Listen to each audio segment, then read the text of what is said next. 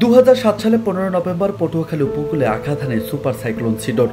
এই ভয়াল ঝড়ে পুরো জেলা লন্ডভন্ড হয়ে যায়। বিশেষ করে মির্জাগঞ্জ, কলাপাড়া, গলাচিপা, দশমিনা, বাউলফল, রাঙ্গাবালী এবং দুমকি উপজেলায় ভয়াবহ ক্ষতির মুখোমুখি হন মানুষ। সরকারি তথ্যমতে পটুয়াখালীতে সিডরের আঘাতে প্রাণ হারান 466 জন, আহত হন প্রায় 8500 জন এবং এখনও নিখোঁজ রয়েছেন 211 জন। মির্জাগঞ্জের চরখালী গ্রামে সবচেয়ে বেশি প্রাণহানি ঘটে, যেখানে 110 জনকে গণকবর দেওয়া হয়েছিল। দুর্ভাগ্যবশত সেই গণকবর আজও অরক্ষিত অবস্থায় পড়ে রয়েছে।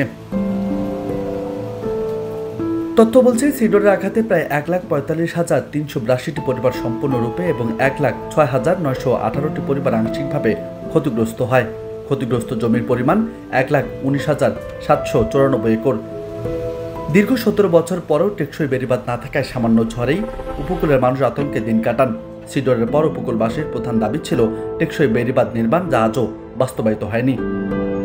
সেই সিডরের 17 বছর পর উপকূলের মানুষ এখনও সেই ভয়াল স্মৃতি বয়ে বেড়াচ্ছেন। স্বাভাবিক জীবনে ফিরে আসার চেষ্টায় অনেকে এগিয়ে গেলেও অধিকাংশই এখনও দারিদ্র্য ও দুর্ভোগের মধ্যে দিন কাটাচ্ছেন। স্থানীয়রা অভিযোগ করে বলেন, সিডরের পর তারা মাত্র 5,000 টাকা করে সহায়তা পেয়েছেন, যা প্রয়োজনের তুলনায় খুবই কম। বন্যাটা তো প্রথম যখন আসছে একেবারে অন্তত 14-15 ফুট পানি তুফানের মতোই আসছে আর কি। আসছে একদম এই রাস্তার পূব সাইড যা ছিল সব ঘর দরজা, মানুষও মারা গেছে অনেক। সকালে আমাকে এই পুরন গড়ালে মানে হ্যাঁ যেকালে বাতাসে সব হালাই কেলাই দিয়েছে হেইকেল আপনাকে ছেড় আগে বাইয়ে পোলা ভেঙে দিয়ে হেয়ে তোর গেছে এর মধ্যে পানিতে খেলা দিয়েছে, ঘর সব বাসাই লই গেছে, ঘরে ধান চাউল অনেক কিছু আনবে, ঘর দরজা সব ইত্যাদি গাছপালা গরু বাছুর সবই লই গেছে। সিডরে বাঁচিয়ে আছি, আল্লাহ কোনো রকম বাঁচাই রাখছে, এই পর্যন্ত আছি। আর মনে করেন ওই কিছু টাকা পাইছিলাম, 5,000 টাকা পাইছিলাম, আর কিছু পাইনি স্যার।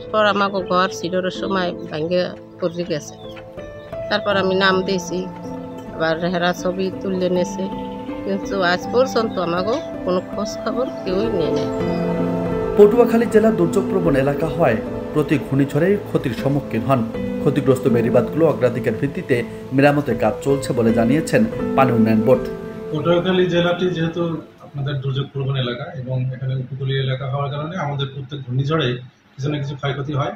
যেগুলো নেসেসিটি বেস, যেগুলো আমাদের বেশি গুরুত্বপূর্ণ, সেগুলো আমরা অগ্রাধিকার ভিত্তিতে আগে ভাগে কাজ শুরু করার জন্য নভেম্বর-ডিসেম্বরের দিকে আমরা এগুলো টেন্ডারের মাধ্যমে কাজ হাতে নেই। সেগুলো আমাদের শুধু মৌসুমে কাজ হস্তান্তর করে থাকি। এবং এছাড়া আমাদের যদি কোনো ঘূর্ণিঝড় আসে বা কোনো এরকম প্রাকৃতিক দুর্যোগ আসে, সেক্ষেত্রে আমাদের নির্দেশনা থাকে যে যদি কোনো ভালনারেবল পয়েন্ট থাকে, সেই ভালনারেবল পয়েন্টগুলো আমরা জরুরি ভিত্তিতে কাজ শুরু করার জন্য।